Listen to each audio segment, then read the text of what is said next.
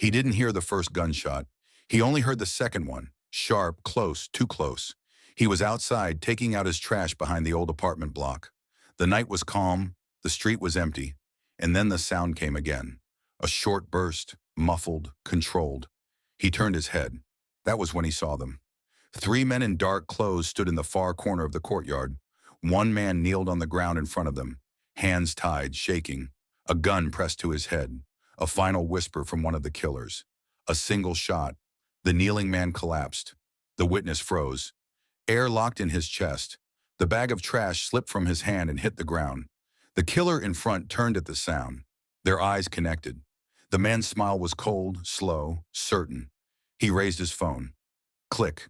He took a picture of the witness. The witness ran. He rushed back into the building, up the stairs, heart pounding like a hammer.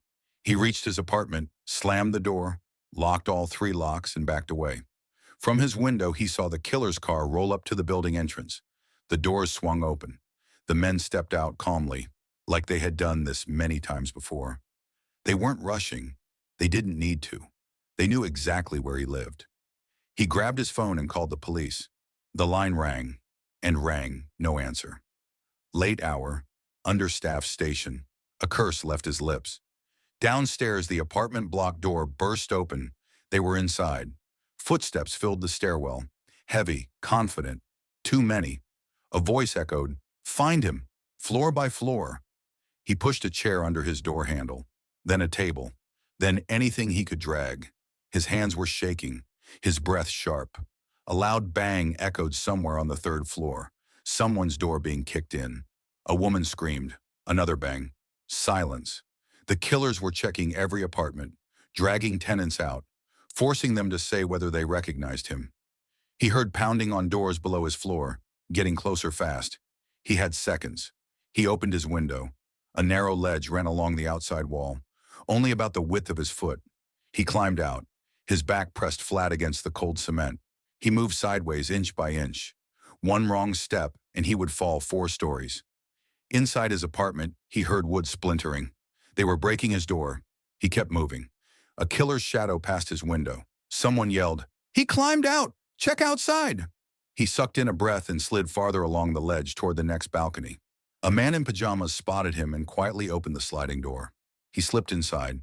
They locked it behind him. The building shook as the killers forced their way into his empty apartment. Everything went dark. The lights flickered once, then died. Power cut. The entire floor drowned in silence. Then the sound returned. Soft footsteps, slow breathing, metal scraping. The killers were moving through the hall with flashlights. The witness and the neighbor crouched low. "We need the fire escape," the neighbor whispered. They stepped into the hallway. The emergency lights were dead. Total darkness swallowed them. They moved silently toward the far stairwell. Halfway there, the sound of boots echoed behind them. A flashlight beam swept the corridor. They ducked behind a vending machine. The killer passed, footsteps echoing like a countdown. They slipped out the other side and pushed toward the stairs. But the stairwell wasn't safe. At the bottom of the staircase, one of the killers waited with a pistol raised. He stood still, listening. The witness grabbed the neighbor's arm and pulled him back behind the wall. The killer's footsteps started up the stairs. They had to move now or never. They ran down a back hallway toward the lobby. The killer behind them shouted, "They're heading down. Move!" Footsteps charged after them, fast, heavy. They reached the lobby, but the main killer, the one who took his picture, was already waiting in the center of the room, bathed in street light coming through the glass doors. He smiled like he was expecting them. "You made this difficult," he said, calm and steady. The witness grabbed a fire extinguisher from the wall and charged. The killer stepped aside and struck him across the face with the gun. He hit the floor hard. The room spun. Blood filled his mouth.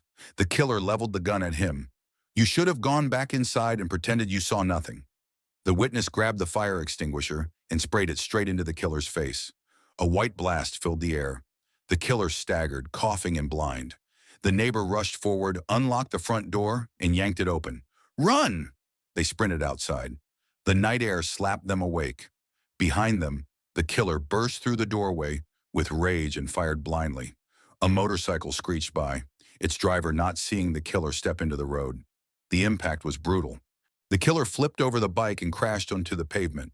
The witness stumbled to the curb, collapsing to his knees. Sirens grew louder in the distance. The neighbor had managed to call while they were running. Police cars rolled in. Officers stormed the building, guns drawn. Paramedics lifted the witness onto a stretcher. His chest rose and fell in sharp breaths. His hands still shook. He looked back at the apartment block, at the smashed doorway, the broken lights, the shattered lobby. A place that almost became his grave. He wasn't a hero. He was just the only one who saw.